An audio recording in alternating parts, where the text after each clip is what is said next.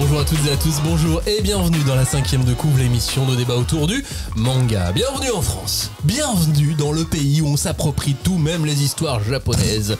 Oui, aujourd'hui on va parler non pas de manga mais de séries TV, de cinéma. De grandes séries télé, de grands cinémas. Parce qu'on a bon goût ici dans la 5e de couvre. Donc on va vous parler de Cat's Eyes, la série française adaptée du manga de Tsukasa Ojo. Et bizarrement en France, question de génération sûrement, mais je trouve qu'on adapte des mangas maintenant. On a un peu des foufous, nous, qu'est-ce qui se passe dans nos têtes? D'ailleurs, on est un peu les spécialistes en France parce que je vous propose de remonter maintenant aux années 60. C'est pas la... 60, waouh. Ouais, qu'est-ce qui se passe? Il y a 60 ans, époque où on a adapté en France une bande dessinée au cinéma, et en Belgique, en France et en Belgique, Tintin. Ah, mais oui, les oranges bleues. Tintin et le mystère de la Toison d'Or en 1961. Ah, pardon. Et Tintin et les oranges bleues en 1964. Vous vous souvenez avoir vu ces films? Ah bah ouais, bien sûr. Bah, surtout le mystère des oranges bleues. L'autre, je crois que c'est dans la Toison d'Or qu'il y a une chanson insupportable dedans à un moment, mais moi j'avais surtout Tintin et les oranges bleues. Grand fan de Tintin quand j'étais petit, évidemment. C'est peut-être l'une des premières BD que j'ai lues. Et il faudrait absolument que je les re-regarde. Parce que le truc, c'est qu'à l'époque, il n'y avait pas grand-chose à part le dessin animé de Tintin et les BD. Du coup, avoir un autre truc, un autre support, faisait que de toute façon, je regardais encore. Mais dans mon souvenir, c'était particulièrement mauvais. L'acteur principal, je crois qu'ils avaient fait un casting de malade pour trouver le Tintin. Ça avait duré je sais pas combien de temps et tout. Et le casting est aux fraises. La moitié du temps, on dirait... ouais, je sais pas, on dirait du théâtre, tu vois, et c'est du théâtre à moitié, les décors ils sont faits en carton-pâte et tout, mais c'est vrai, très tôt on était dans le game a priori. Maintenant il y a le podcast Tintin qui est très bien fait par Radio France. Ah bah ça je vais écouter. Non, moi j'ai pas de souvenir de les avoir vus, en tout cas pas en entier, mais je me souviens avoir vu je sais pas comment on dit, des petits fascicules où t'avais des photos et qui te racontaient l'histoire et tout, parce que mon père il était ultra fan de Tintin et donc il l'avait gardé. Les animés comics. Un peu, ouais. Okay. Et c'est limite s'il n'y avait pas un truc dédicacé de lecteur, tu vois.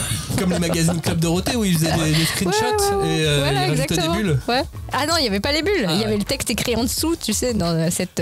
livre illustré par des photos. Ouais. Voilà, enfin, un petit livret du film, quoi. Bon bah voilà, parlons de Cat's Eyes maintenant. Cat's Eyes et des adaptations live action de manga français, s'il vous plaît. C'est maintenant, c'est dans cette 5e de couve. On ne pousse pas, s'il vous plaît. On ne pousse pas, c'est inutile. Le public n'est pas autorisé à assister aux épreuves éliminatoires. Moi, je crois que je pourrais être un très bon ninja. À quoi vous jouez? L'heure est grave, c'est pas le moment de faire les guignols. Mais on n'a rien d'autre à faire, on peut pas sortir. On va leur faire notre attaque secrète, l'attaque de la Tour Eiffel, ils vont rien comprendre. Et il faudra aussi parler des dessins animés, notamment des dessins animés japonais qui sont exécrables, qui sont terribles. Oh, les bâtards! Oh, this you crazy mother! Vous êtes en train d'écouter la 5e de couvre, le seul podcast où l'on peut découper, charcuter, dépecer, aimer les adaptations live action de manga françaises de cette année et des années précédentes. Salut Julie, salut Cagnard. Salut. Hello. En forme, vous êtes joyeux, heureux? Oui. Oui. Bah oui. Oui. Attendez, c'est lequel le bon? Oui. Non, toujours pas. On retente encore un autre pour voir? Oui. Non. Avant de lui demander s'il a donc adoré, je vous précise que si vous nous découvrez seulement maintenant, eh bien merci d'être avec nous dans cette émission. Sachez que la 5e de couvre, c'est un podcast habituellement en manga à 99% du temps, et l'autre pourcent, ce n'est pas du TCG comme certains pourraient le penser, mais c'est de temps en temps un peu de série télé, un peu de cinéma, un petit peu d'animation, voilà. Comme pour cette émission, on est donc hebdo, ça dure 1 heure, c'est plus de 270 émissions. Regardez, scrollez, écoutez, il y a absolument de tout. Des thématiques, des tops, des interviews, des catalogues, il y a tout un tas de choses. Si vous aimez ce qu'on fait, merci de discuter avec nous, merci de laisser des petits commentaires, une petite note, partager l'émission, c'est le meilleur moyen de nous aider. Alors, qu'est-ce qu'on va faire dans cette émission? On va vous parler de Cat's Eyes qui est donc une nouvelle série française créée par Michel Katz, réalisée par Alexandre Laurent. On va vous parler de cette série, mais on va essayer d'élargir un petit peu après, parce que cette série c'est l'actu. Ok, on commence par de l'actualité. On est des mecs et des filles un peu dans l'actu, tu vois. Mais ce qu'on fait aussi, c'est que derrière, on va essayer d'élargir et d'essayer de se questionner un petit peu sur les adaptations live à la française. Est-ce qu'on a une touche ou pas? Est-ce qu'on suit une mode? Est-ce qu'on est peut-être plus audacieux que d'autres à ce niveau-là? On va voir ça dans cette émission. En tout cas, Cat Size, donc ça y est, c'est sorti, c'est diffusé en Belgique sur RTL TVI, en Suisse sur RTS 1 et en France sur TF1. Je peux vous dire déjà qu'en Belgique et en France, ça a été premier sur la première soirée en termes d'audimat. Ouais. Gros Bravo. beau score en tout cas, c'est réalisé par Alexandre Laurent. Et donc Cat Size, cette série télé, c'est une préquelle de l'histoire du manga. Ça adapte donc le manga, non pas la série animée, hein, mais ça adapte le manga, mais avant le manga, avant le tome 1. En revanche, on a le générique français de l'animé. Oui, c'était une bonne surprise ça. Enfin, moi je. C'est une surprise, Bon, ouais, qui voilà. t'est revue, voilà, au goût Oui. du jour, plus ou moins. Et donc l'idée de cette série, c'est pourquoi les trois sœurs sont-elles devenues de redoutables voleuses? Qu'est-ce qu'il est arrivé à leur père? Qu'est-ce qu'elles ont fait avant de monter leur café, le Cat's Eye? Voilà, c'était un petit peu l'idée. Et alors, avant de parler de la série, moi j'ai été marqué par un truc. Dis. Les sponsors, les pubs, j'ai l'impression que c'était super bankable. Ah mais c'est un truc de fou. À chaque fois, t'avais une pub genre pour du maquillage, pour dire telle héroïne de la série se maquille avec ce maquillage. Avec l'actrice. Avec l'actrice dedans. En question qui donc devient égérie donc de L'Oréal si on peut le Grave. citer. Et alors moi je regarde pas trop la télé habituellement, ou peut-être que ça se fait beaucoup avec je sais pas, avec HPI ou ce genre de truc, mais moi ça m'a surpris. Ouais, Et je me suis dit peut-être que c'est ultra bankable. Mais est-ce que tu as suivi l'enchaînement des pubs? Parce que tu commences par le maquillage, après tu as des différents trucs, dont des objets pour la maison, l'aspirateur, des trucs pour s'occuper de tes enfants. Et donc, le message en gros, c'est tu mets un peu de L'Oréal pour être bonne, mais c'est quand même toi qui fais la bouffe à la maison. et moi j'étais, wow, pourquoi nous sommes en 2024? Mauvais enchaînement. Et surtout, ça colle pas du tout avec le message de la série, tu vois. C'est vrai, à chaque fois quand je vois des pubs et que je me dis ah tiens, là c'est pour les problèmes gastriques, je suis peut-être pas la cible de cette émission, pourquoi je la regarde? Après au final c'est comme pendant les matchs de foot, tu sais, pendant la Coupe du Monde, c'est toujours la Coupe du Monde vous est proposée par Brico Jardin. Ok, d'accord. Merci Brico Jardin, c'est vrai, la pelouse, ça tient. Donc tu vois, McDo, Uber Eats qui sponsorise le foot. Tu vois, mais sur une série télé, je l'avais pas vu à ce point-là en tout cas. Non, c'est vrai que maintenant c'est beaucoup plus infiltré, on va dire, dans l'aspect un peu créatif. Oui, à un moment donné, on voit un mec manger des Ricola avec un gros plan sur Ricola. Bon bah ok, alors on sait que Ricola a payé. Placement produit. Et les montres aussi. J'ai pas fait gaffe aux montres moi. Écoute, moi, tu je vous regarderas. avoue que j'ai vraiment pas prêté attention aux pubs parce qu'il y en avait beaucoup. Je l'ai regardé sur le replay de TF1. Je crois que j'ai eu 4 pubs. C'était, je sais plus, 5 minutes nous par aussi. pub. C'était infernal. Un jour, vraiment infernal. sur un replay de TF1 d'autre chose, je lance et donc au bout d'un quart d'heure, 20 minutes, j'ai une pub et là je vois 1 sur 12. Ah ouais. Mon Dieu. Ah là là, il faut qu'elle soit courte. Elle s'enchaîne. clair. Allez. Après, soyons honnêtes, ça m'a pas mis de meilleure humeur pour regarder cette série, d'avoir toutes ces pubs. Ah oui, alors c'est ça. Il faut qu'on parle donc de la série Cat Size, Julie Cagnard. Oui. Après, moi j'aime bien Julie qui parle des pubs. Ça me dérange pas de continuer là-dessus. Ça va, c'était à peu près le seul truc que j'ai noté. Qu'est-ce que Ou vous sinon, avez? Ah oui. Sinon, Vas-y. Bah voilà. sinon j'ai. Ah putain, les aspirateurs hyper chers. Les geeks fortunés sur le retour. Pardon. Ok. Voilà, bon, c'est pas très intéressant. Mais oui, clairement, on s'est dit. Les personnes ciblées ont l'air d'être, bien interpellées, quoi. On vous fait des gros coucous. On va voir qui ça vise dans quelques instants. Mais donc, qu'est-ce que vous avez pensé de cette série, l'un comme l'autre? Vous voulez que je commence ou vous voulez commencer? Alors, vas-y, commence. Bon, dans l'ensemble, j'ai plus eu l'impression de voir une série TF1 inspirée par Cat Size qu'une adaptation, que ce soit pour les fringues, l'ambiance. C'est un peu comme les Gouttes de Dieu aussi, où je me suis dit, c'est plus une libre inspiration qu'une adaptation, quoi. Et j'ai envie d'appeler ça la mouvance Arsène Lupin. On s'inspire et on crée un truc moderne, adapté à son public. Ouais. Bah écoute. Voilà, c'est ce que j'en ai pensé. À vous. À vous les studios. Alors moi j'avais mis vous avais envoyé un message, limite directement après le visionnage ou le lendemain, et qui disait « C'est très Beaujolais nouveau. Il y a de la pêche, il y a un bouquet floral, ça pique un peu, mais il y a un petit goût de reviens-y quand même. » Il y a un goût de reviens-y. Et moi, j'étais contente, je trouvais ça marrant. Je pense que j'ai plutôt passé un bon moment, mais effectivement, il y a 2-3 choses qui font quand même tiquer, quoi. Je pense que l'exposition qui a lieu dans un cadre magnifique au 2e étage de la Tour Eiffel, mais où tu as des espèces de geisha 2.0, vraiment c'est au-delà du pastiche, quoi. Enfin, je veux dire, et là je fais oulala, ça c'est très très bizarre quand même comme vision de ce que pourrait être le Japon, ou même il y en a une qui essaye de se fondre dans les serveurs qui participent à cette soirée d'inauguration d'art apparemment japonais. Enfin, pardon, je dis apparemment parce que... Oui, on peut rester sur apparemment.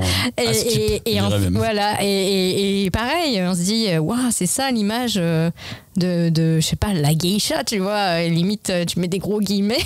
Et je me suis dit, bon, ça c'est un peu dommage, quoi. Caviar. Ça m'a foutu le cafard. Oh, ça m'a vraiment foutu le cafard de manière générale. Je vais pas dire que j'ai lancé la série avec les meilleures intentions du monde. À la base, je suis ni un aficionados de l'animé. J'ai lu un peu le manga. Honnêtement, pas plus que ça. Je suis pas très fan. Donc, tu vois, je suis vraiment hyper mauvais juge pour dire ce qui est propre à la série, propre au manga, si ce n'est le générique que tout le monde connaît. Et franchement, ça m'a foutu le bourdon, parce que j'ai pas envie de tirer sur l'ambulance. Non. Mais on va lui éclater sa mère à l'ambulance, en fait. Parce que le manga, chose que j'aime depuis mon plus jeune âge, a été éjecté par la chaîne TF1 à la base quand j'étais petit. Et voilà que le manga revient par la grande porte en prime time sur TF1, mais c'est la pire chose qui pouvait lui arriver au monde. C'est vraiment la pire chose. Le manga est revenu sous le prisme de la ménagère de moins de 50 ans. Voilà, super, merci. Ça fait des années qu'on bosse pour essayer de faire en sorte que le manga grandisse, soit de plus en plus connu. Voilà où c'est censé être arrivé, une putain de case publicitaire marketing. Je n'ai rien contre cette série, j'ai rien contre les créateurs ni rien, j'aime pas cette série. À la base, je ne suis pas le public de HPI, de Joséphine Ange Gardien, de Campus Paradis, mais là c'est ce qu'ils ont fait. C'est HPI avec un peu plus de pognon, c'est tout. Ah, parce que moi j'avais mis Emily in Paris, mais sauce soja. J'ai jamais vu Emily in Paris. En fait, le réal Alexandre Laurent, il était réal sur RIS, il était réal de Alice Nevers, de Profilage, des combattantes. Ouais, CV parfait. C'est CV qui va dedans. Et Michel Katz, le créateur de la série, il avait lâché, nous avons voulu créer un programme familial mêlant romance, comédie, aventure et action. Ouais, c'est raté.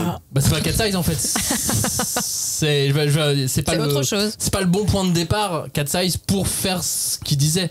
C'est beaucoup plus engagé que ça, Cat Size, techniquement. Alors oui, il y a un peu de comédie, un peu d'aventure, il y a un peu de tout ça, mais c'est dommage. C'est dommage parce que dans l'ensemble, évidemment, non plus, je suis pas vraiment conquis. Il y avait sûrement. Je sais pas, peut-être dans 1 ou 2 multivers, mais pas beaucoup, dans lequel j'aurais pu être conquis par ce concept. Beaucoup de verres après. Ouais, c'est ça. Non mais c'est pas non plus fait pour moi. Il y a quand même, c'est ce que j'allais dire, très peu de chances que ça puisse me plaire. Effectivement, ça me plaît pas plus que ça. Après, j'aime bien le cast. Je trouve que est-ce que à ton avis, cette série s'adresse aux lecteurs de manga? Non. Bah voilà, c'est pas plus compliqué. Mais dans 10 minutes, on va en parler. On a prévu dans le conducteur cagnard à qui s'adresse cette série. Tu vois bien, j'ai pas le conducteur sous les yeux là. Et donc j'aime bien le cast. Ils y mettent du corps, ils y mettent de l'énergie. Franchement, elles ont pas pris ça à la légère autant qu'un Christopher Waltz dans Gunm, qui avait l'air de rien en avoir à foutre. Il était là. Et il déclarait même non, j'ai jamais lu, je connais pas du tout, je sais même pas de quoi ça parle. Ah ouais. Moi j'ai lu le scénario, c'était bien. Ouais. Donc, ouais, mais ça aide pas à bien jouer par contre. Non, mais en revanche, ça sonne très faux. Ça sonne faux. Non, ça sonne comme une série TF. Ouais, voilà, ça sonne dans les canons de ce que c'est, de ce qui est produit à côté. Il y a un truc que j'ai pas compris, même si je suis pas très fan de Cat Size à la base et compagnie. tout le monde tire la gueule et tout le monde se parle mal dans cette série. Ah oui, ça par contre C'est bizarre quand même. c'est un truc, c'est que c'est franchement bagarre quoi. Ouais, Et là j'ai fait mais attendez, Y a je aucune, regarde pas ce genre de divertissement pour recevoir des espèces de tombereaux d'insultes qui se jettent à la gueule. Moi j'avais le C'est souvenir que terrible. les Cat Size, bon après comme tu dis c'est un préquel techniquement, mais normalement moi j'ai le souvenir elles étaient souvent souriantes, sûres d'elles parce qu'elles avaient 2-3 coups en avance et tout. Bon ça on peut dire voilà c'est un préquel et compagnie, mais il y a vraiment un moment je me suis dit mais pourquoi tout le monde se parle mal là dans cette série, je comprends Parce que pas. c'est français monsieur. Est-ce que c'est parce qu'ils sont à Paris et du coup malheureusement c'est la malédiction de Paris, il faut mal se parler. Alors, je pense que c'est presque une spécificité française dans les adaptations. Moi, j'ai l'impression qu'il y a plusieurs choses. Il y a cette façon de parler qui ne colle pas à ce que je lis. Ah ouais, et les flics surtout. Hein. Et l'autre exemple, j'ai le sentiment qu'on ajoute des espèces de rapports familiaux compliqués qu'il n'y a jamais dans les mangas. Bah, il y a des esclandres. Hein. J'ai relu le tome 1 pour avoir bonne conscience. Et en fait, elles se mettent des baffes quand elles sont pas contentes. Elles se fight un peu. Mais là, c'est trop. Enfin, vraiment, ça éclabousse beaucoup trop pour ce que c'est, quoi. Ouais, ou pas au bon endroit, je sais pas. Je ne les ai pas vus parler une seule fois bien à quelqu'un. Que ça soit au début quand elles vont chercher leur sœur au commissariat, déjà dans ma tête j'étais là, on est bien sur TF1 hein, parce que parle comme ça un keuf dans un comico, franchement. Oui mais elles le connaissent. Non, le premier mec, le gars de l'accueil, il parle trop mal. Ben ouais, on est sur TF1, elle mérite. Je les ai pas vus une seule fois parler correctement à quelqu'un, ni au serveur, ni. Oui. Je me suis dit, mais c'est. Et après.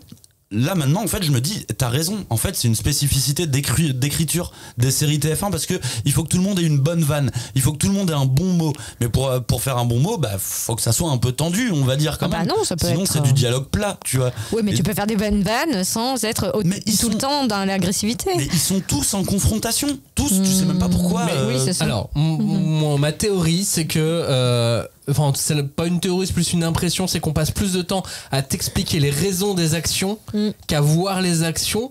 Du coup c'est un peu long mais ça coûte beaucoup moins cher de t'expliquer quelle action on va faire que plutôt que de te montrer entièrement l'action. Sauf que dans le manga on est dans l'action beaucoup plus souvent et on prend pas le temps de t'expliquer tout ce qu'on fait dans un manga. T'as des dessins, t'as des cases, t'as plein de choses. Pourtant le manga est un genre vachement explicatif mine de rien à la base tu vois. Oui mais pas celui-là. Mais là, en l'occurrence, si, celui-là aussi, mais je vois ce que Maxime dit dans le sens où là, il y a pas le côté don't show, c'est plus tel, explique tout. Mais je pense que c'est une question de budget aussi, hein, et ça, malheureusement, de pas perdre le spectateur, mon Dieu. Alors, il y a ça aussi, clairement, et non, mais c'est les deux. Je pense que c'est les deux, parce que. Avec un budget supérieur, tu peux te permettre aussi de faire un petit peu plus d'actions qui prennent plus de temps et qui t'envoient un petit peu plus, tu vois. Je sais pas si Lupin coûtait plus cher, mais il y avait des moments où Arsène Lupin, avec Omar Sy, il y avait des choses un petit peu moins expliquées.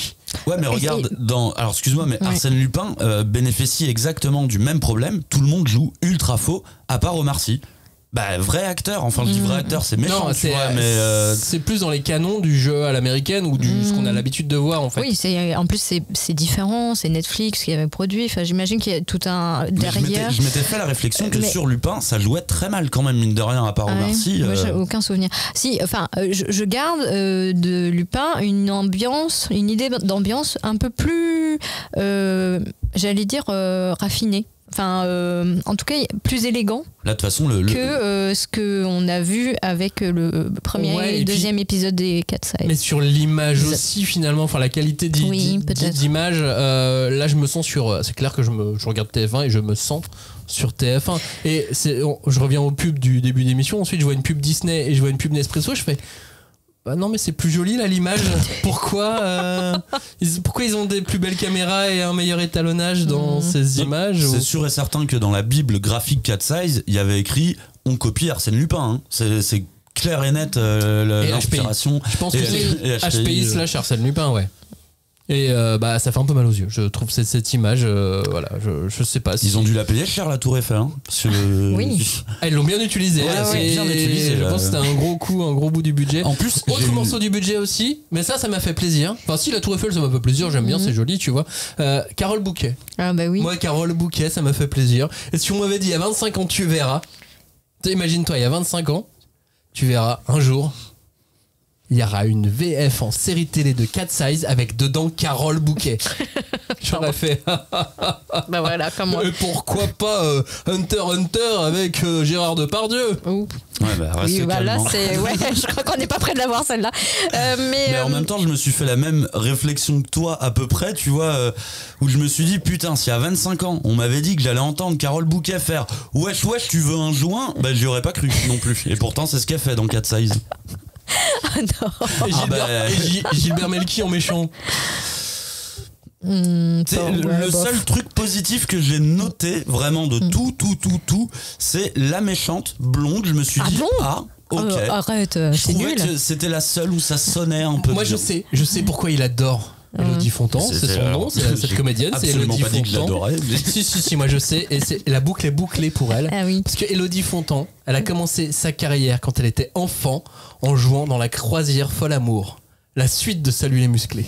Que j'ai suivi en plus. Wow. Alors, là, vous m'avez perdu. On n'est pas sur une boucle incroyable là quand même pour Élodie Fontan. Oh là là, ça fait Bah, mal. boucle TF1 pour elle. hein, Oui, ça, voilà, c'est ça.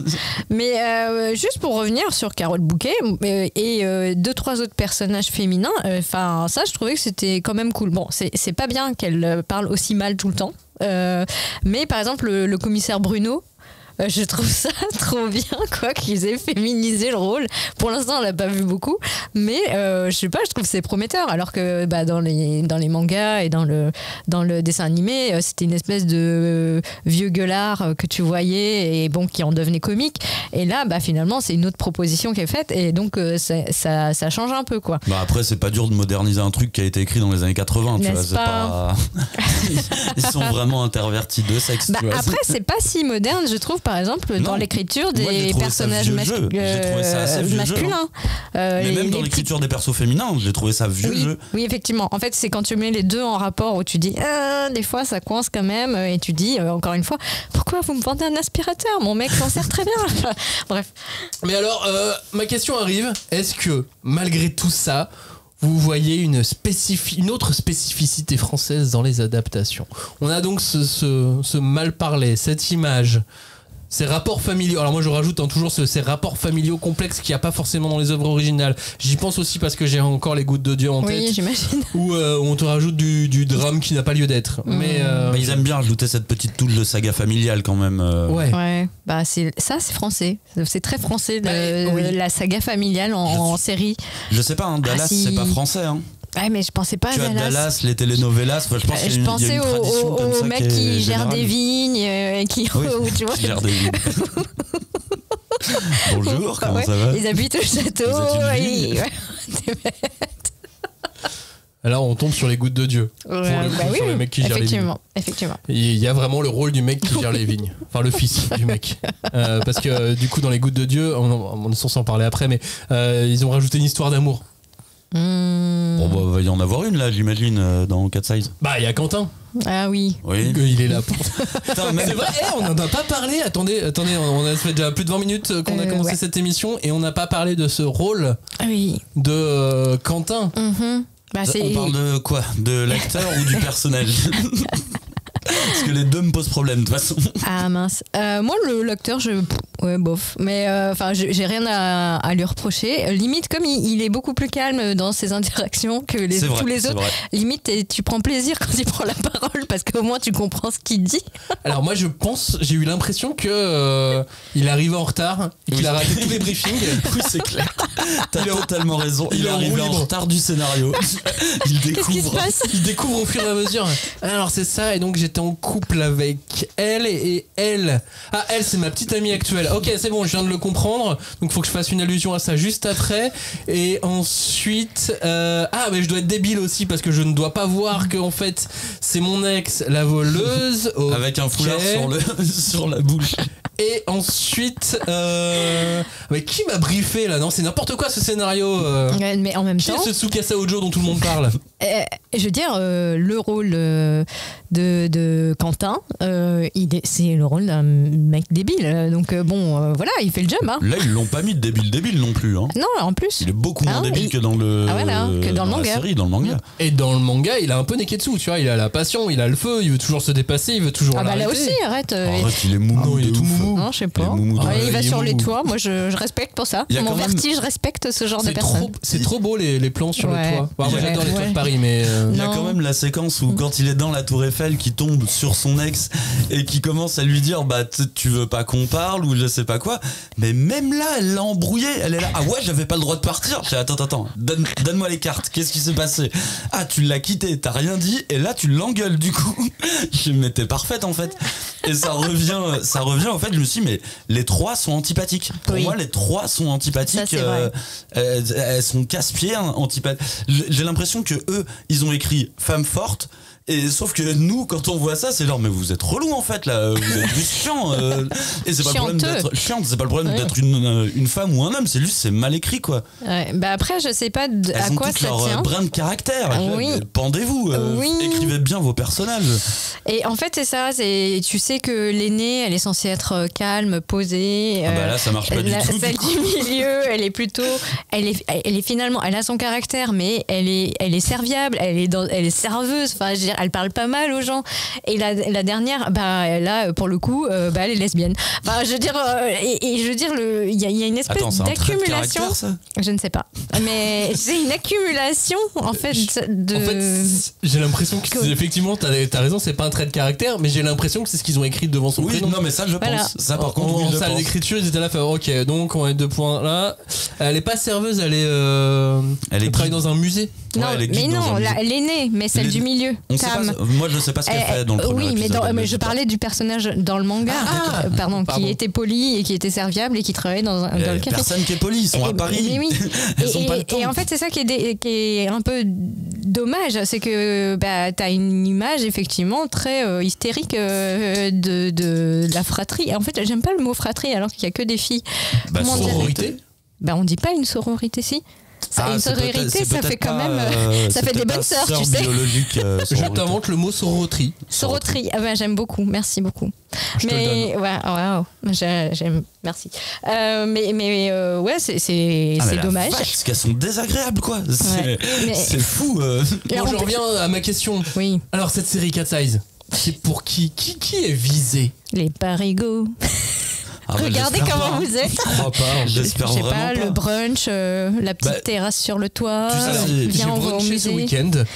Je sais pas. Et je me suis pas senti visé. Ouais, tu sais, c'est ce que je te disais au début quand je le disais, ça m'a foutu le cafard. C'est vraiment pour ça quoi. C'est qui est visé? C'est la ménagère de, alors peut-être pas moins de 50, mais c'est la ménagère de moins de 40. Tu vois vraiment. Et la preuve, c'est même le générique. Ils ont pas touché au générique. Donc ce qu'ils veulent, c'est pas des gens qui connaissent Cat Size, c'est des gens qui se souviennent de Cat Size, d'avoir aperçu gentiment Cat Size. Vous avez jamais faites le test autour de vous. Tout le monde connaît le générique de Cat Size, personne ne connaît rien à la série. Le générique a marqué, ça y a vraiment rien à dire. Mais la série, personne ne s'en souvient. Et c'est là-dessus qu'ils misent. Ils misent sur les mémos myrtilles de South Park.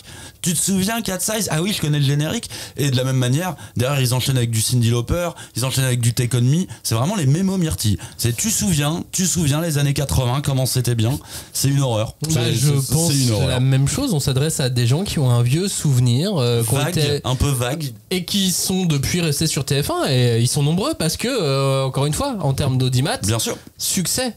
Après, moi je me dis, il y a peut-être aussi une visée un peu plus ambitieuse de attirer le côté comment dire, vendre la série à l'étranger, parce qu'il y a tout le côté en plus le timing est excellent. Paris 2024 et tu te retrouves à nouveau dans le décor Paris, Emily in Paris, enfin tu vois toute cette ambiance là quoi. D'accord avec toi et je pense même qu'ils ont sur certains aspects voulu un petit peu innover mais pas trop. C'est toujours le problème, c'est ce qui fait qu'on trouve que ces séries ont toujours le cul mal assis entre deux chaises.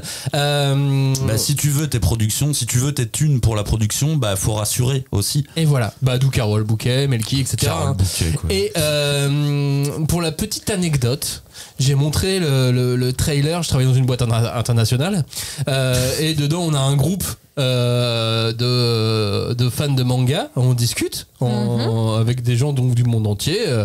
Et pour déconner, je leur ai mis le trailer de Cat's Eyes de la série télé. J'avais parlé de cruauté là.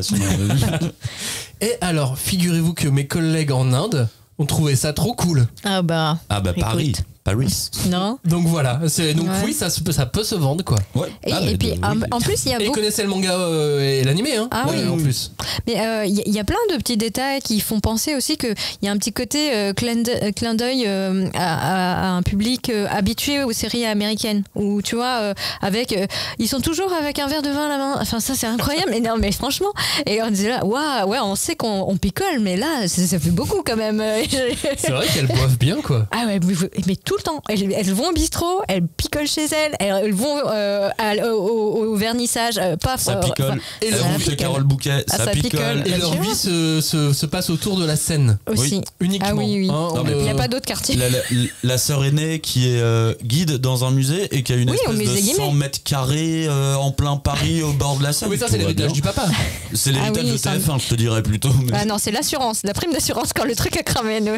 Pardon. Enfin voilà, donc au final, bah voilà, entre les pubs, le manque d'enjeux, moi j'ai un peu décroché au moment du second épisode. J'ai juste retenu l'idée du tuto cambriolage qui m'a fait marrer. C'était drôle. Et voilà. Pourquoi pas? C'est ça. Et pourquoi pas? Moi je vais juste dire que c'est une série qui m'a fait mal à la tête. Ah oui. Littéralement. Mais t'as trop bu. Mal à la tête. Tu les as vus boire, ça t'a donné mal à la tête. J'ai commencé la série, j'allais parfaitement bien et quand je l'ai terminée, j'avais vraiment mal à la tête. Je pense parce que j'ai trop froncé les sourcils, tu vois, j'étais trop genre ça m'énerve.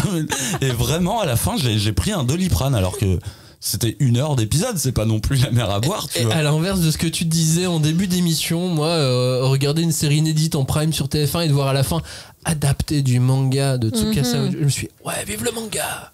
Ouais, moi ça a pas pris. Mais est-ce qu'ils vont aller jusqu'à lire le manga? Je comprends complètement le manga. Je pense que alors on est toujours sur le 1%, mais c'est pas grave, c'est toujours 1% de plus en soi, c'est une bonne chose. Est-ce qu'ils vont pas être déçus? Déçu de quoi? Du manga Tsukasa Hojo? Parce que honnêtement, ils ont mis suffisamment de plans cul pour que ça soit une vraie référence à Hojo, tu vois. J'ai dû voir une 50aine de cul dans ce premier épisode. Ah oui, c'est vrai qu'il y avait beaucoup de. Alors pas de cul de mec, hein, attention, on est sur TF1. On filme bas. Oui. On filme bas. Et en plus, les combis, ça leur fait des grosses fesses. Enfin, j'étais pourquoi je pas trouvé. Pourquoi il y en a une qui a une veste des X-Men à un moment? Mais en fait, la première, elle a une espèce de combi, ça m'a fait penser à Kick-Ass, tu sais. Ah, moi, j'ai compris aucun des vêtements. Après, ce qui est sûr, c'est qu'ils pouvaient pas faire le lycra années 80. Non. Ça, c'était impossible. Et puis, même de toute façon, en termes de mouvement pour les cascades, ça aurait été n'importe quoi. Donc je pense qu'ils ont essayé de trouver un matériau milieu, fiable. quoi. Ouais, voilà. Ça vient de me ressauter à la gueule, j'ai oublié de vous dire un truc. C'est marrant parce que le premier épisode m'a donné l'impression qu'à chaque fois qu'il y avait une scène d'action, sans faire exprès, je détournais le regard. Mais tu sais, vraiment, genre inconsciemment. Et à chaque fois que je regardais, j'étais là, ah merde, elle est finie la scène d'action. C'était le seul truc à regarder. Donc, à un moment, je me suis même dit, non mais ils en ont fait quand même des scènes d'action, c'est pas moi qui les ai toutes loupées. Mais en fait, si, je crois que inconsciemment, mon cerveau, je peux détourner le regard, genre regarde ailleurs, regarde pas ça. Parce qu'après, il y a du budget, hein. Mine de rien, on peut le dire. Il y a du budget, mais pas tant que ça. Hein. Ah non, il y a 10 000 € de plus que HPI, peut-être. Tu vois, c'est. Bon, j'ai pas les chiffres, hein, je dis ça au hasard. Mais dans tous les cas, ça a coûté trop cher. Pour ce que c'est sûr que ça a coûté trop cher. Après, si c'est un succès, bon, bah tant mieux. Mais. Je suis pas le spectateur des séries TF1. Aucun de nous, et je pense que très peu de nos auditeurs le sont, mais je trouve que l'expérience, c'est une expérience. Elle était catastrophique. Bah franchement, c'est rigolo. Il faut l'avoir vécu. Ouais, franchement, on est passé par pire. Non, parce que tu vois, c'est vrai qu'on est passé par pire. Hein. Pardon, mais on est passé par bien pire. Je suis en train de réfléchir. Et en fait, je réévalue par le bas Cat's Eyes, tu vois. Tu vois, Tintin et les oranges bleues, c'était pas mal, hein, en fait. Allez, changeons de sujet plutôt. Là, on vous a parlé de la toute dernière adaptation de manga faite en France. Mais parlons de la première. Oula. L'ancêtre. Et là, on va au cinéma, on va plus à la télé. Et on va avec Crying Freeman. C'est le vidéoclub. En 1995, film réalisé par Christophe Gans, adapté donc de Crying Freeman de Kazuo Koike et Ryoichi Kegami. L'histoire de Yo Inomura, un artiste transformé en assassin contre son gré qui devient donc Crying Freeman, surnommé ainsi parce qu'il pleure après chaque meurtre et ça marque son conflit intérieur et le film est donc reconnu pour une plutôt bonne fidélité à l'œuvre originale et aussi parce que c'est un des premiers films avec Mark Dacascos en acteur principal et ensuite il est devenu super connu et tout le monde était fan à mon époque de Mark Dacascos. Ah oui, moi aussi. Oh, un nouveau film avec Mark Dacascos, trop bien. Nous, on l'appelait la vrille à Dacascos. On l'appelait même plus Mark Dacascos. On disait de toute façon, quand il est là, il y a la vrille à Dacascos. Mais là, il y avait une proposition, là, il y avait une approche esthétique. Là, film tourné en anglais, ceci dit, contrairement à la série Cat Size par exemple. Je crois que Lupin a été tourné en anglais aussi, non ? Je peux pas te répondre pour Lupin, mais le film de Crying Freeman, ce qui était intéressant, c'est qu'il y avait aussi du chinois. Enfin, je veux dire, c'était vraiment une coproduction internationale parce que je crois qu'il y avait, c'était un film américano-nippo-canadien, français. Ouais, mais quand même, enfin, je veux dire, il y avait beaucoup de gens de beaucoup de pays qui ont beaucoup participé. Soit. Alors, moi, ce que je propose, si vous voulez, avant qu'on reparle quelques instants du film, c'est que si l'un de vous qui écoutez cette émission, vous avez l'email de Christophe Gans, on l'accueille avec plaisir pour faire le top 10 de Christophe Gans dans cette émission, le top 10 manga. Ah bah oui. Ah oui. Alors moi c'est une sorte de c'est mon but ultime. Ça va un peu dépendre de ce qu'on dit là du coup à la suite, mais ah ouais, t'aimes bien les défis en fait. Tania, t'as toujours été fan du manga et du film du manga? Moi j'ai d'abord été fan du film, c'est le premier que j'ai découvert, et ensuite du manga. C'est un film que j'ai beaucoup regardé évidemment parce que en plein dans ma période film de combat compagnie, Crying Freeman c'est un peu l'apothéose de tout ça.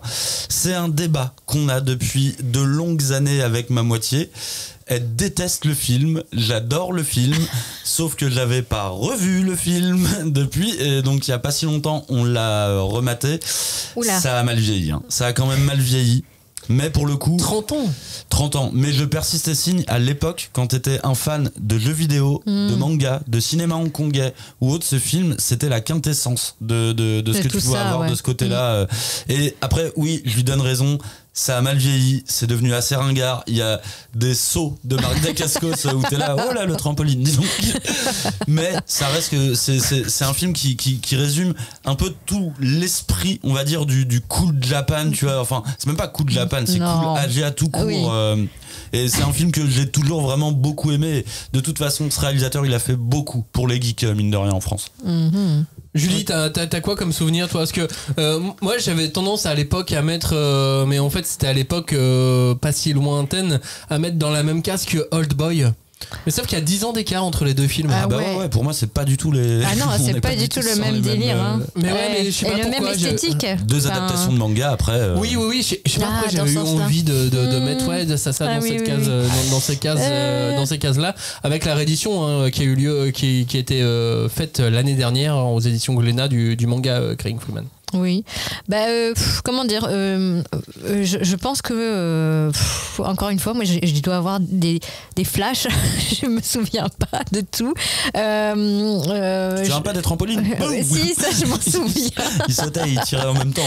Et puis, mais c'était comme disait Cagnard, c'était une esthétique quoi. Et c'est ça qui est marrant parce que finalement, alors c'est 95, mais c'est un film qui baigne encore dans le fait que l'Asie devenait moderne et qu'on retrouve en fait dans les œuvres de Tsukasa Ojo. Je veux dire que ça soit City Hunter, que ça soit Cat Size, c'est cette espèce de bain de c'est cool, il y a des grosses armes, il y a des trucs d'action avec beaucoup de choses qui finalement avaient l'air terriblement nouvelles et puis maintenant on est terriblement habitué quoi. Enfin, c'est ça qui me reste en fait. C'est un film de genre, c'est un vrai film de genre. C'est un film de genre mais avec un parti pris esthétique qui pour moi vaut le parti pris esthétique du manga. C'est-à-dire que dans les deux cas il y a un parti pris, c'est soigné, c'est tenu de A à Z. C'est malgré tout, c'est pas toujours le cas dans plein de films même de cette époque. De tenir son parti pris de A à Z jusqu'au bout avec des comédiens qui se mettaient dedans, tu vois. Donc il y a Mark Dacascos évidemment, Cheikki Cario aussi. Cheikki Cario, ça m'a fait rire toujours, de le retrouver. Toujours, il passe une petite tête quand même, il vient dire bonjour. Mais voilà, c'est à une époque, on a eu quoi? Le Pacte des loups, c'était à peu près en même temps? Non, c'est après, c'est carrément après. Hein. Mais tu vois, mine de rien, il est connu, ce réalisateur, pour ça, pour une unité graphique. Et c'est ce qui fait aussi, je pense, que son cinéma vieillit assez rapidement. Enfin, peut devenir ringard un petit peu rapidement, quoi. C'est lui aussi, Blueberry, non? Blueberry, non, c'est pas lui. Blueberry, c'est Yann Kounen. Ah, pardon, excusez-moi. Autre adaptation de bande dessinée. Ouais. Alors là, avec un parti pris qui est radical. Peut-être un poil trop parti pris. On n'est jamais content. Je pense qu'à une époque, Blueberry, c'était mon top 3 de mes meilleurs films de l'histoire. Ah ouais. Ouais. Waouh. À une époque, genre pendant 2 ans. Oui, c'était d'accord. quoi C'est pas mal déjà 2 ans. Un an après l'invention du cinéma, quelque chose comme ça. Je sais pas, c'était l'époque Requiem for a Dream. Les frères Lumière. Je mettais ça, je mettais Blueberry. C'est quoi ton top 2 arrivée du train en gare de la Ciotat, Blueberry et Doberman. Oh là là. Ah oui, putain, t'avais un top 3 pointu. J'étais un peu fan de Yann Kounen, tu vois. Non, mais j'aimais bien Doberman en plus. Et de Checky Cario. Donc voilà, Craig Freeman, c'est l'ancêtre. C'est le premier, c'est celui qui a posé les bases et dont on s'est peut-être quand même un peu trop écarté. Oui, parce que mine de rien, à part Christopher Gans, tu vois, il y en a pas beaucoup qui ont repris un petit peu ce flambeau de dire moi je vais faire de l'iconographie geek à proprement parler et vous allez rentrer dedans. Et au final, c'est peut-être même ce qui l'a perdu un petit peu, tu vois, au fur et à mesure des films. Bon, il tourne encore, hein, mais déjà le Pacte des loups, tu voyais que il y avait un problème par rapport aux attentes du public. Lui, tout ce qu'il a fait, c'est référencé en jeux vidéo, en manga, mais le public était pas forcément prêt pour ce genre de mix en fait. Ouais, parce qu'après on a adapté de la BD vraiment à l'ancienne et on a fait Lou a proposé quelque chose d'assez différent, mais sinon on est sur de la comédie.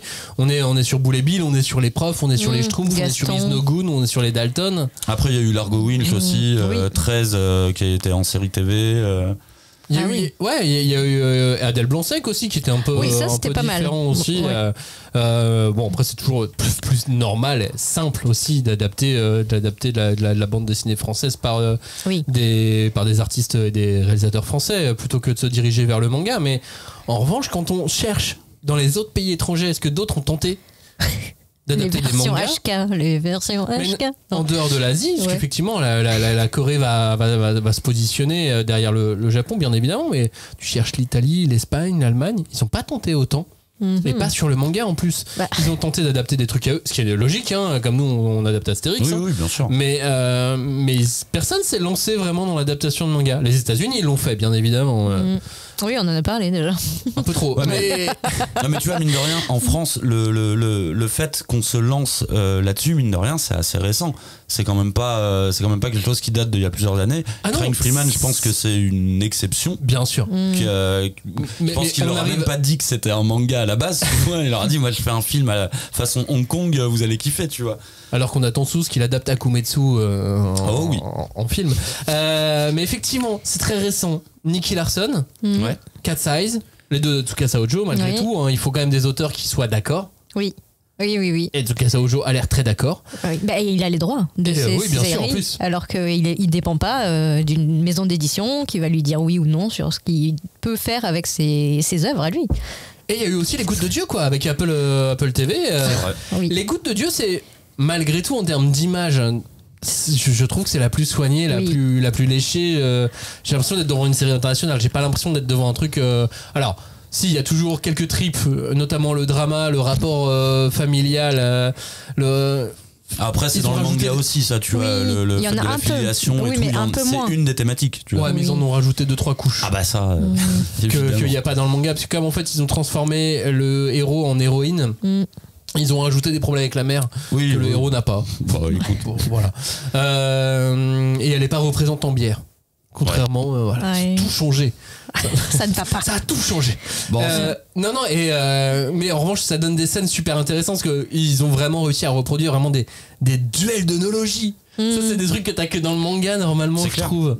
Et eux, ils ont réussi à reproduire ces duels d'onologie qui sont improbable.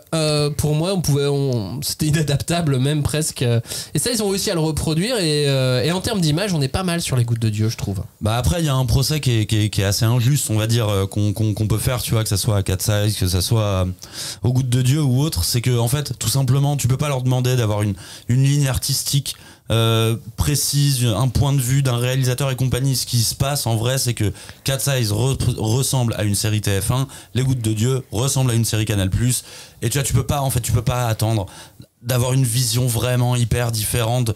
Mine de rien, c'est des séries qui sont formatées parce qu'elles sont produites par des chaînes qui ont besoin de produits formatés, comme tu disais, Julie, pour aussi les vendre.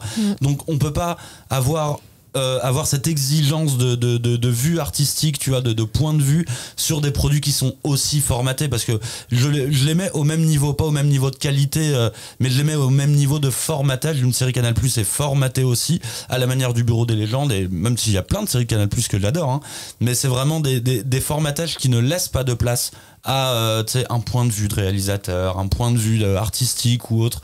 Elles sont censées retranscrire et surtout amener les gens à revenir la semaine d'après, quoi. Ouais, mais sur le cinéma, tu n'as pas ça. Bah, t'es pas... Malgré tout, Nicky Larson, je le trouve aussi formaté dans... Mais il est formaté à quoi, Nicky Larson? Il est formaté à la bande à Fifi. Exactement. Ah oui, donc c'est une marque de fabrique. Il ressemble à un film, la bande à Fifi. Ouais, c'est ça. C'est exactement ça. C'est un format encore. C'est un format. Si ça avait été Christian Clavier dans Nicky Larson, ça aurait été un film à la Christian Clavier, tu vois. Et ça, tu peux le décliner dans... Il y avait Didier Bourdon. Hein. Oui, je sais. Je sais bien.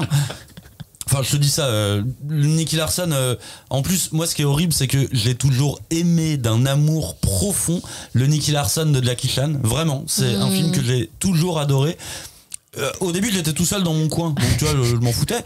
Et après, j'ai découvert que tout le monde détestait le film, tu vois. Et j'étais là, ah bon, c'est à ce point, parce que moi, c'est un film qui me fait marrer. Il y a de l'action, il y a des combats et tout, c'est cool. Et quand le film de Philippe Lachaud est arrivé, bah, je me suis dit, mais je vois les gens qui disent, bah non, c'est bien adapté quand même et tout. Et j'ai regardé la moitié du film, je crois. Après, je m'en suis un peu désintéressé. Je me suis dit, mais en fait, je vois pas ce qu'il fait que n'a pas fait le film de Jackie Chan, tu vois, c'est une comédie, sauf que juste Jackie Chan il se tape 10 fois mieux que Philippe Lachaud. Mais du coup, tu sais, je trouve qu'il y avait une critique un peu illégitime de qu'est-ce qu'il a fait de plus du coup. Peut-être que les gens l'ont pas vu, tout bêtement. C'est juste qu'il est mieux cosplayé peut-être. Tu vois, il est mieux cosplayé en Nicky Larson, donc ok, il y a pas de souci. Mais oui, par contre, c'est un film de Philippe Lachaud, juste par le nombre de vannes homophobe, je sais pas comment on peut appeler ça, tu sais que t'es dans le cinéma de Philippe Lachaud forcément. Il parle tellement de t'es homo, non toi t'es homo, les gars, dites-le, hein, c'est bon. Et les blagues sur les pénis. Et les blagues sur les pénis, il y a un moment où vous avez un problème là. Bah non, assumez. Oui, mais du coup, il a bien rencontré l'œuvre qui lui correspondait. Enfin, je veux dire, Nicky Larson. Niveau blagues sur les pénis, on est pas mal aussi. Ouais. Franchement. C'était quand même. Mais c'est pas les mêmes blagues, mais peu importe. Oui. Mais dans tous les cas, c'est vrai qu'on aurait aimé. Enfin, moi j'aurais aimé, je sais pas qui est le second, mais j'aurais aimé un parti pris encore plus fort, à la limite encore plus bande à Fifi, et se détacher encore plus de l'œuvre que ce qu'ils font. Et même pour Cat Size, tu vois, Tsukasa Ojo, en tout cas ce que les comédiens et les auteurs disent, Tsukasa Ojo nous donne de la liberté, nous encourage à nous éloigner de l'œuvre. Bah, ils le font pas assez. L'un comme l'autre, je trouve qu'ils le font pas assez. Ils veulent garder les clin d'œil. Ouais, mais parce que on est aussi à une époque on est à une époque de clin d'œil. Le générique de Cat Size, s'il a pas bougé, c'est le méga clin d'œil. Hein. C'est vraiment le méga clin d'œil que tout le monde va retenir. Regarde le générique de Nicky Larson. Je crois pas que c'était le générique de l'animé pour le coup. Non. Bah parce que on s'en fout un peu. Nicky Larson, c'est au-delà du générique. Cat Size, malheureusement, je pense que n'a pas laissé une trace si indélébile que ça au-delà de son générique. Oui, c'est possible. Hein. Mais donc du coup, en parlant de cinéma, alors maintenant j'attends que Alexandre Aja adapte Cobra, adapte ce qu'il veut. Oula. Ah oui. Si, il y avait le projet de film Cobra par Alexandre Aja. Ouais. Après, ça fait longtemps qu'il en a pas parlé, donc peut-être il a un peu oublié. Je sais pas trop. Après... Je sais pas, avec le décès de Terasawa, peut-être que ça peut bloquer ou débloquer. Ouais, mais juste pour revenir quand même sur le côté, qu'est-ce que Cat Size a laissé. franchement, j'ai vu quand même 2-3 chroniqueurs et surtout des chroniqueuses qui disaient que elles avaient été enfants dans les années 80, comme moi, et que ça leur avait laissé quand même une bonne impression. Même si c'était des nénettes, c'était pas du tout pour les enfants. Enfin, ça, c'est vraiment le mystère absolu. Est-ce que c'est un programme pour les enfants ou pas? Parce que le manga était quand même dans le Shonen Jump. Pendant 4 ans. C'était plus pour les ados, on va dire. Ouais, voilà. Mais et l'image, qu'il en est resté à travers les dessins animés, l'adaptation animée, était quand même, vraiment très marquée, encore plus que le manga original, sur la plastique des filles, sur le fait que elles savaient bien bouger, elles étaient jolies à regarder. Après, ce que je donne, c'est juste mon ressenti, tu vois, quand je parle de Cat's Eyes aux gens, c'est le ressenti que j'ai que. Honnêtement, ça vous arrive souvent de parler de Cat's Eyes pourtant on est dans, tu vois, on parle beaucoup de manga avec des gens autour de nous, on parle beaucoup d'œuvres cultes. Ça vous arrive beaucoup de parler de Cat's Eyes? Non, quand je parle de Hojo, j'ai préfère parler de Family Compo au final. Oui. Alors ça, par contre, ça j'ai beaucoup plus entendu, tu vois. La plus. Ouais. Est-ce qu'on pourrait faire, est-ce qu'on pourrait faire une adaptation de Family Compo? Je ne dis absolument pas que. Et franchement, une adaptation de Family Compo, ça serait super intéressant. Mais en revanche, en termes d'écriture, il faut être. Là, chez TF1, tu peux pas. Là. Non. Là, tu peux pas. Non, faut aller sur Apple. Faut donner Arte directement. Si tu veux un truc un poil bien écrit, tu vois. Mais attention, je dis pas que ça n'a laissé aucune trace. Il y a forcément des gens, des jeunes filles, des jeunes garçons qui à l'époque ont adoré, ont toute la collection. Tu vois, à partir du moment où j'ai dit ça, je suis sûr que j'ai 15 personnes qui vont venir me dire sur les réseaux sociaux, moi j'ai grandi avec Cat's Eyes, ma fille s'appelle Katz maintenant, tu vois. C'est pas une règle non, ça c'est absolue. le producteur de la série qui s'appelle comme ça. Non, c'est pas ça. Le producteur de la série s'appelle Michel Katz. Mais oui, c'est génial. Enfin, moi. Allez, j'arrête cette émission. Bonne soirée. Pas producteur, non, auteur-créateur, oui, il doit être copro, probablement. Dans ces cas-là, tu prends des petites parts, parce que tu mets quand même beaucoup d'énergie. Parce qu'en fait, malgré tout, c'est énormément de travail, une série comme ça, pour tout un tas de gens, et même pour les comédiennes, et ainsi de suite. Ah non, moi je trouve que ça se ressent par contre. Il y a quand même. Il y a eu de l'argent. Est-ce qu'il a été bien utilisé? Ça, c'est une autre question. Ah, mais je sais pas. Après, c'est sûr qu'il y a eu du travail. Il y a eu beaucoup de travail. Et en fait, t'es obligé d'énormément bosser pour réussir à aller au bout de ce genre de projet. Et tu y gagnes aussi. Faut pas déconner. C'est le seul truc que je me suis dit. Je me suis dit, au moins ils se sont fait un billet. Les acteurs, les techniciens et tout, je me suis dit, au moins ils se sont fait un billet, c'est cool. Après, tu vois, Camille Hilou qui incarne l'actrice principale, Cam, dans la série, quand je l'ai entendue en promo, elle avait l'air d'y prendre énormément de plaisir, j'ai trouvé. En fait, moi je pense que c'est vraiment une grosse fan de la série, et en fait elle était trop contente que le projet arrive. Non, après, j'aimerais bien que ce soit cette histoire-là qui soit morte. Alors, je suis pas sûr, sinon elle l'aurait dit elle-même. Je suis une grande fan. Mais par contre, je pense que pour une actrice, pour des actrices ou des acteurs, c'est le genre de rôle qui est sympa, parce que tu vas faire de l'entraînement, tu vas filmer dans des chouettes rôles, ça va être diffusé, tu vas pouvoir dire à maman, papa, tout le monde va regarder. Je pense qu'en termes de tournage, je pense que c'est très cool. Je pense que c'est vraiment très bien. Je pense que Tour Eiffel, c'est 3-4 jours facile. Ouais, et puis après, t'as les musées. Enfin, le musée Guimet, c'est chouette. Le musée du Louvre. Enfin, il y a plusieurs endroits où ça va être vraiment. Tiens, prends les paillettes from Paris, bam, quoi. Ça, et la Gathering devait être pas aussi, à mon avis. Mais vraiment. Est-ce que c'est la cantine des JO? Attention, là. Avec la promo. Alors, figure-toi que certains l'ont trouvée excellente. Mais oui. Mais non, puis avec la promo qui va derrière, parce que du coup t'es obligé de retourner à la Tour Eiffel pour faire des photos, t'es ensuite invité dans plein de trucs. Alors après, je pense que c'est un vrai kiff pour tous les comédiens de la série. Ah oui, je pense. Ça faisait partie des côtés positifs que je trouvais. J'ai l'impression, à part Carole Bouquet, qui se font plaisir en tout cas, tu vois. Mais je suis sûr que Carole Bouquet, elle s'est amusée. Peut-être qu'elle va revenir, on n'a pas vu tous les épisodes. Mais... Attends, elle va revenir. Vous allez finir la série? Moi, je pense que je vais regarder encore un peu. Je dis pas que je vais finir la série, je vais au cas par cas. C'est pas une question piège, vous pouvez me dire oui. Franchement, je te réponds. Moi, je pense que je vais attendre que Johnny les regarde entièrement. Tu penses qu'il va regarder ça? Il adore. Franchement, oui. Non, en faisant la vaisselle, Johnny il regarde trop de séries. Ouais, c'est pas faux. C'est pas faux. On vous confie des secrets sur Johnny qui n'est pas là avec nous aujourd'hui, mais il regarde énormément de séries de télé en faisant la vaisselle. Donc peut-être que mais si en plus c'est vrai qu'à un moment ça va le rendre curieux, je pense. Oui, il va écouter l'émission, faire oh non, ils ont parlé de moi, pourquoi ils ont fait ça? Est-ce qu'on peut tirer une vision française des points communs? Est-ce qu'on peut Est-ce qu'on peut vraiment tirer des conclusions de toutes ces séries et ces adaptations ? Bah, peut-être qu'on est aussi un peu prisonnier de l'image qu'on s'est créée, quoi.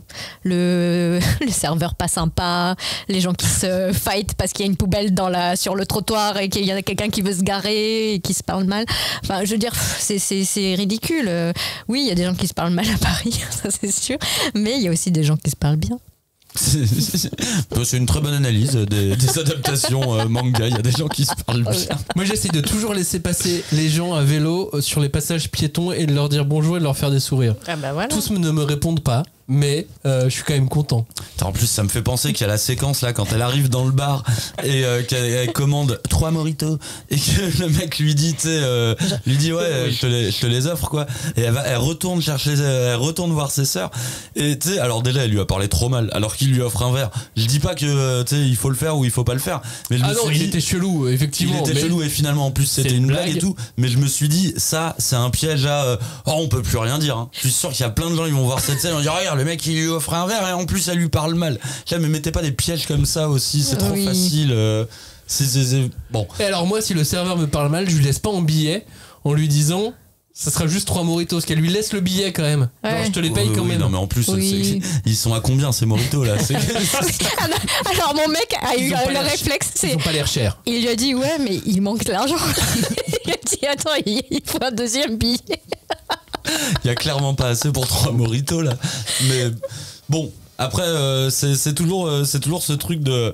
Déjà, moi je me souviens pas de la dernière fois qu'un serveur m'a mal parlé à Paris, tu vois. Ouais, non, moi non plus. Souvent dans des cafés, dans des restos et tout. Et je me souviens pas de la dernière fois, tu vois, qu'on m'a mal parlé. Pyramide, les brasseries à Pyramide.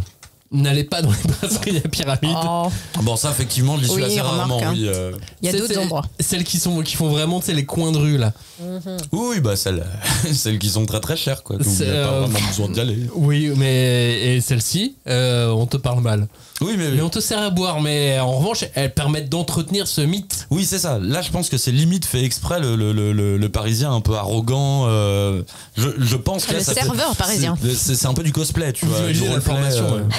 Il faut être désagréable. Soyez très désagréable, hein, s'il vous plaît, parce que sinon les gens ne vont jamais revenir. Tu n'y vas qu'à la 4e fois où ils t'appellent, ok? C'est pour les vidéos Instagram. C'est très très important. Aujourd'hui, j'essaie de relier à l'émission de la semaine dernière, tu sais. Et ça, c'est important. Voilà. Alors qu'est-ce qu'on peut tirer de ces adaptations en France? Bah, je pense que déjà on ferait mieux de s'occuper de nos BD et d'essayer de faire des bonnes adaptations de nos BD plutôt que d'aller chercher. Après voilà, encore une fois, on n'est pas le public, on n'est absolument pas le public. Ils ne pensent pas à nous. Au contraire, je pense qu'ils espèrent qu'on ne regarde pas ces séries-là. Et encore, même si sur les Gouttes des Dieux le travail était quand même assez différent. Mais tu vois, j'arrive pas à trouver de tronc commun à la création française qui ne soit pas un tronc commun propre à chaque chaîne en fait, tu vois. Oui.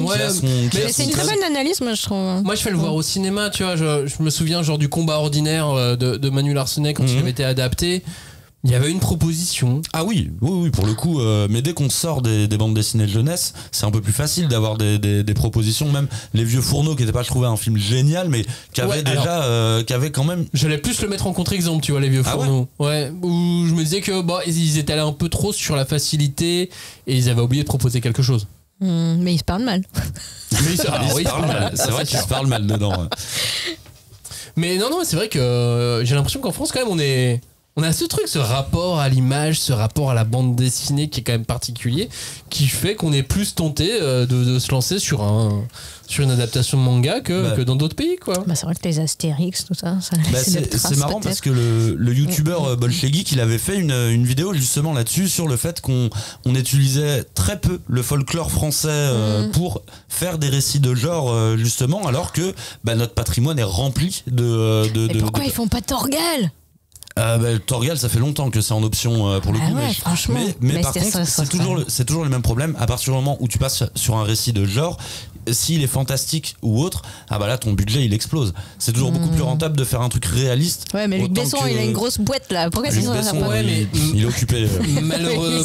Malheureusement, à parler français et à vouloir voir des films français, on n'est pas suffisamment nombreux. Enfin, c'est aussi des questions de budget, tu vois. Il y a aussi le lancement là du magazine Manga Isho de création européenne. Alors oui, mais Astérix a tenté de faire des films européens et c'était pire que quand il le faisait franco-français, quoi. Je sais pas si vous vous souvenez, celui où il y avait Michael Schumacher, où il y avait absolument tout le monde je crois qu'ils dedans. sont toujours dans la même logique. Hein. Là, ils ont fait l'Empire chinois. Ouais, mais à cette époque-là, ils ont gagné bien plus d'argent qu'en faisant des meilleurs films qu'avec du franco-français. Et il y a toujours ce dilemme entre t'es un producteur, t'as besoin de gagner de l'argent, t'achètes Astérix, ça coûte cher, tu prends beaucoup de risques, donc t'as envie de maximiser tes revenus, ou en tout cas potentiels en cas d'échec, parce que t'es toujours obligé de penser à l'échec, donc c'est super compliqué. Et puis ensuite, travailler avec les Japonais, on en a déjà parlé énormément dans cette émission, sur les 270 que vous pouvez écouter. On est revenu plusieurs fois sur ces sujets, sur travailler avec les ayants droit japonais, c'est pas évident. Ouais, c'est très compliqué. D'ailleurs, ça me fait penser, on parlait d'adaptation de séries TV, de ce qui est propre à chaque chaîne, de ce qui est propre à chaque format. One Piece est une série Netflix qui ressemble à une série Netflix. Tu vois, il y a pas d'originalité non plus.